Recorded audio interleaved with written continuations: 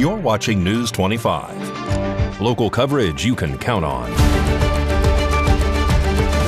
News 25 is brought to you by J.K. Nelson Law, voted best of Pahrump for 4 years. Give them a call, 775-727-9900. News 25 is also brought to you by Gunny's Air Conditioning and Heating. New, service, and repair. Call Gunny's, 775-727-6800.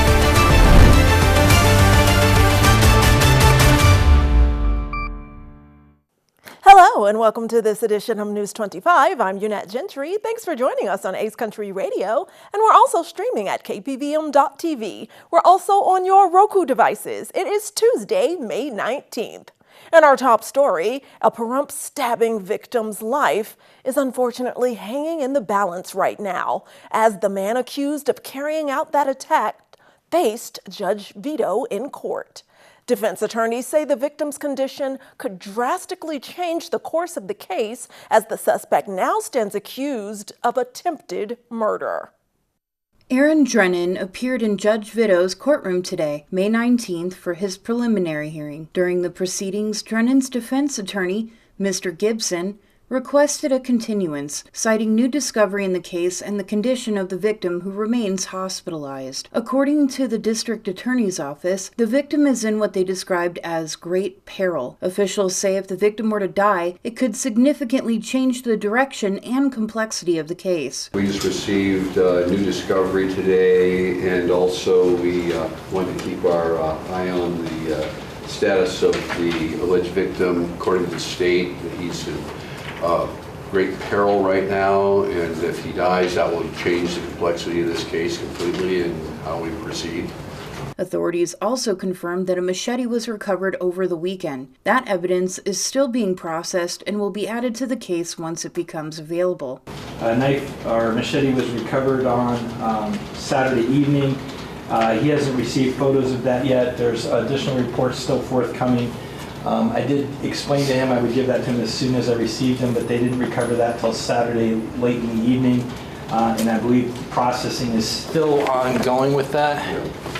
And I got a confirmation from the detective on that too. Drennan is accused of attempted murder in connection to a May 1st incident around 9:30 p.m., where he allegedly stabbed a male victim in the stomach, causing severe injuries. He is also accused of striking an elderly woman in the head with a machete, as well as hitting her with a remote and a cell phone. According to the declaration of arrest, Drennan admitted to the stabbing, stating that he believed he was defending himself and that he had been drinking. Officials also say Drennan currently has a nationwide, no-bond federal warrant out of Arizona for assault with a deadly weapon and possession of a firearm by a convicted felon. Due to that warrant, he has waived his right to a speedy preliminary hearing. There is a warrant, a federal warrant out of Arizona, and so in a light most favorable to the defendant, if for some reason the court wanted to even OR him today, or the charges were dismissed mysteriously,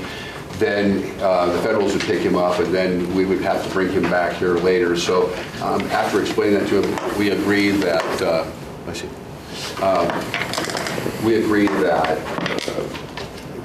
waiver of his speedy preliminary hearing rights is in his best interest.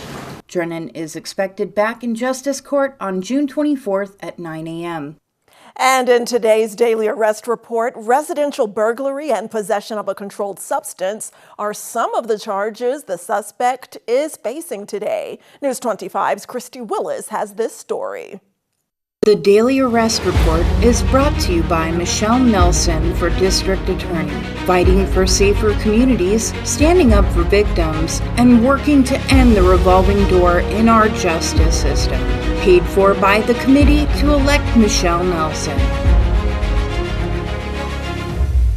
A burglary investigation in Pahrump led to the recovery of multiple stolen items and the arrest of 3 individuals on both theft and drug-related charges. According to the Nye County Sheriff's Office, deputies were initially dispatched to a home in Pahrump on Friday, May 15th at approximately 6 a.m. in response to a reported domestic disturbance. However, when deputies arrived on scene, they determined there was no domestic incident taking place. Instead, the homeowner reportedly alerted deputies deputies to suspicious property that had been brought onto the residence over the past several weeks. According to the report, the homeowner told deputies that Christopher White, David Walker, and Catherine White had allegedly been transporting items, including lumber, washers, and dryers onto the property using a black trailer attached to a white SUV. One deputy recognized the description of the vehicle from a previous burglary investigation involving a white Dodge Durango and a black trailer. The homeowner then provided deputies with consent to search the property and shared surveillance footage that reportedly matched the vehicle connected with an earlier burglary case. Deputies located Christopher White and Catherine White sleeping inside the white Durango parked in the backyard of the residence. When questioned, Christopher White allegedly confirmed that he was the registered owner of the vehicle and stated that he did not loan it out to anyone else.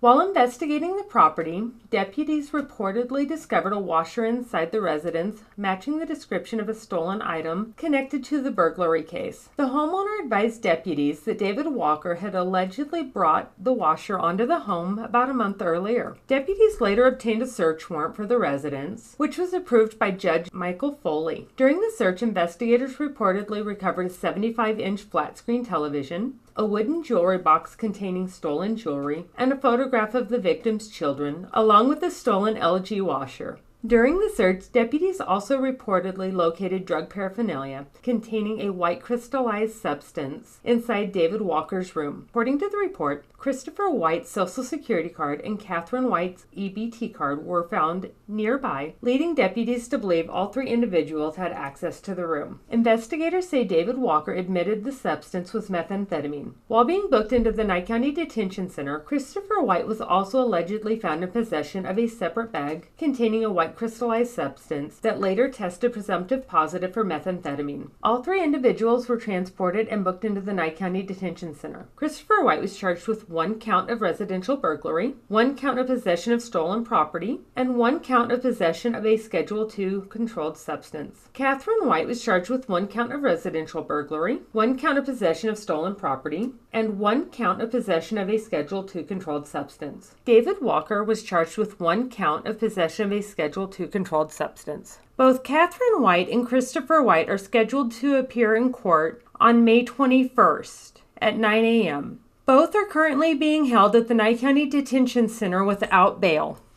In more local news, a 2-vehicle accident occurs in Pahrump, resulting in 1 person being transported to Desert View Hospital, unfortunately with injuries. It was a T-bone style crash. At just before 4 p.m. on Monday, May 18th, dispatchers received a report of a 2-vehicle accident near the intersection of Mance Road and Money Street in Pahrump. When emergency crews arrived on scene, they found a red Toyota Sienna and a white Plymouth Voyager involved in a T-bone-style collision. According to authorities, the Toyota Sienna had been traveling southbound on Money Street, while the Plymouth Voyager was traveling along Mance Road. Investigators say the driver of the Sienna attempted to make it through the intersection, but miscalculated the timing, causing the Voyager to strike the driver's side of the vehicle. Pahrump Valley Fire Rescue responded alongside law enforcement and evaluated those involved in the crash. 1 person was transported to Desert View Hospital for further evaluation. Medical enhancements might be illegal in many sports, but we'll tell you where they are A-OK. Coming up after this break.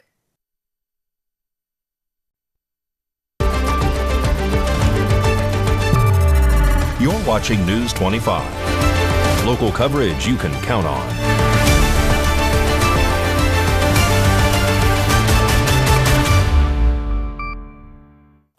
Welcome back to News 25. Well, the enhanced games will be held right here in Las Vegas over Memorial Day weekend. Mikey Ruhan is juicing up with that and more in sports now. Count on leadership that puts your vote first. A commitment to secure elections with zero tolerance for voter fraud in Nye County. Because every legal vote should count and only legal voters should count. Bringing back essential services like notary and passports while modernizing outreach so every resident stays informed. Faster, more efficient election results, stronger voter ID standards, and accurate, timely public records you can trust. Reliable, transparent, accountable. Early voting runs May 23rd through June 5th. Make your voice heard and count on integrity. Paid for by Caleb Ball for Nye County Clerk.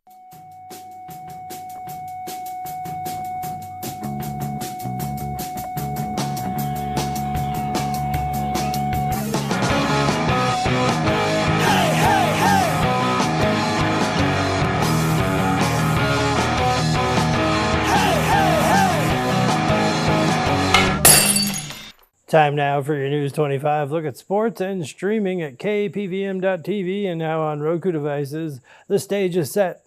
A heavyweight Western Conference final between the Vegas Golden Knights and the Colorado Avalanche beginning Wednesday night in Denver. Basically, it's hockey's version of two freight trains meeting on the same track, except both trains have beards and missing teeth. The Las Vegas Aviators return to Las Vegas Ballpark to host the Albuquerque Isotopes in a 6-game series beginning tonight. First pitch, 7:05. The Isotopes name still sounds less like a baseball team and more like something your science teacher warned you not to touch without gloves. Monday, May 18th, marked the state of Phase 3 for the Las Vegas Raiders, launching a 4-week stretch of organized team practice activities, or OTAs. The Raiders will cap off the OTAs with a 3-day mandatory minicamp from June 9th through the 11th. And finally, the enhanced games will be held in Las Vegas over Memorial Day weekend, featuring swimming, track, weightlifting, and a strongman exhibition. Organizers say it's like the Summer Olympics, except athletes are encouraged to use science to enhance performance. So basically, what happens in Vegas now also benches 600 pounds in Vegas. The event will be held in front of an invite-only crowd of 2,500 people on Sunday. And that's your look at sports on News 25. Thanks so much, Mikey. And there's a really sweet expo at the Convention Center in Las Vegas this week. The candy and snack industry is gathering for their annual event for the first time ever in Southern Nevada. Chris Palermo has more. The Sweet and Snacks Expo is making its debut starting today, Tuesday, May 19th, at the Las Vegas Convention Center. It's hosted by the National Confectioners Association. There will be an expected 17,500 industry pros and 1,000 exhibitors from all over the world. John Downs is the president and CEO of the National Confectioners Association. He said, Sweets and Snacks Expo has built a reputation as the can't-miss event for the candy and snack industries, and Las Vegas provides an incredible backdrop for the next chapter of the show's growth. Mr. Downs went on to say, as we welcome attendees to Las Vegas for the first time, they will experience what we're best known for: world-class education sessions, unmatched networking opportunities, and endless opportunities to discover the latest innovations shaping the candy and snack industries. Visitors to the convention center this week will experience manufacturers, retailers, brokers, and suppliers showcasing confectionery, snack innovations, and emerging trends. You can learn more online at sweetsandsnacks.com. And groundbreaking and construction is underway for a new and long overdue firefighters training facility in Clark County. There was a ceremony recently. Jillian Tuck reports. Clark County Fire Department officials broke ground Monday afternoon on a brand new fire training center in Las Vegas. Last time it's been built, the one that we've had that was new to us, was in '83. So our whole entire department has gone through this training facility that we're at 4425 West Tropicana. So it's 43 years old. So this is all we know. So again, it's a little sentimental to us, but look what we're going to get to have. The innovation, the technology, the just keeping up with the times, it's going to be amazing. Members of the board of Clark County Commissioners joined county leadership and Fire Chief Billy Samuels for the ceremonial groundbreaking held at the current training center near Tropicana Avenue in Arville. Under a construction contract with the Whitening Turner Construction Company, the existing structures on a 6-acre property will be demolished and replaced with a modern training complex. The new facility will include a burn tower, a 2-story training center, maintenance building, a new fire station 88, and a multi-story parking garage. The original Clark County Fire Training Center opened in 1983 and has hosted hundreds of fire training classes over the years. In addition to the training center is a brand new fire station that'll be on these grounds. We sit, just west of the Las Vegas Strip. We sit here in Spring Valley with a thriving and growing population. Having that investment in this neighborhood, the fire station for rapid response, the training center. We know that there are other developments that I've been working on up and down the Tropicana corridor. We've been through Clark County Public Works, improving the roadways around here. This is going to be a thriving area in the years ahead because of the investment that we're making in this site. County officials say the new $93 million project will create additional room for hands-on training exercises and future expansion. Construction is expected to be completed in 2028. And don't grab that remote. Our electrifying correspondents, Charlie and Lucy, are reporting for us after the break.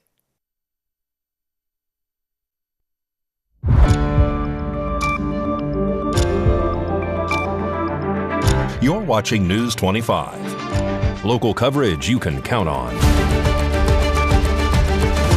News 25 is brought to you by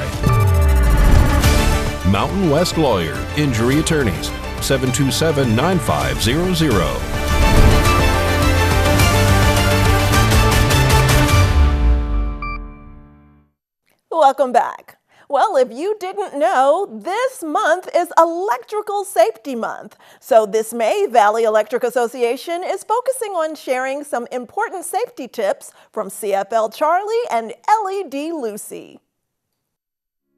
This segment of News 25 is brought to you by Valley Electric and its family of companies focused on serving our members. We're better together.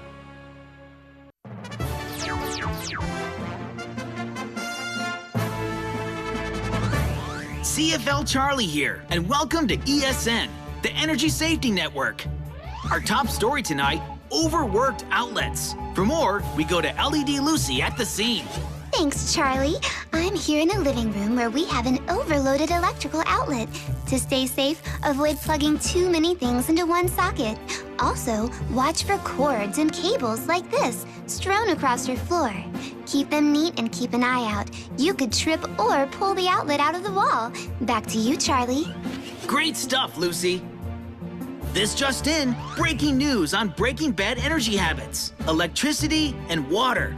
In the bathroom or kitchen, keep straighteners, dryers, and appliances away from water, and avoid leaving drinks near computers, TVs, or gaming systems. One spill could cause a fire or shock. And always remember, ask your parents for help when working with electricity.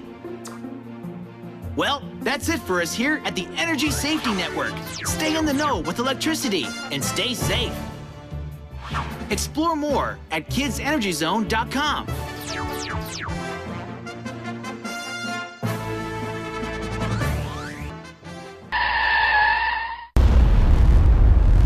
News 25 WeatherCam is brought to you by Lerner and Rowe Injury Attorney's Office in Pahrump. In a wreck, need a check? Call 702-877-1500. Let's take a look through our Lerner and Rowe weather cam at this windy May day. Not a cloud in the sky in that direction, but we'll take a look at what those temperatures are doing with Romy after the break.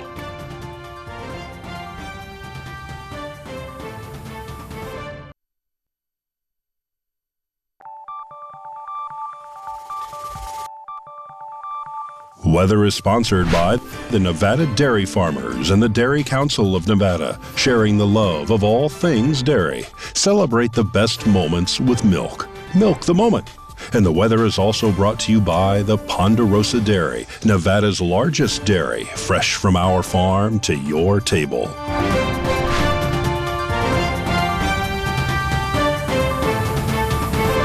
Hello, it is Terrific Tuesday. Let's take a look at our surrounding areas forecast.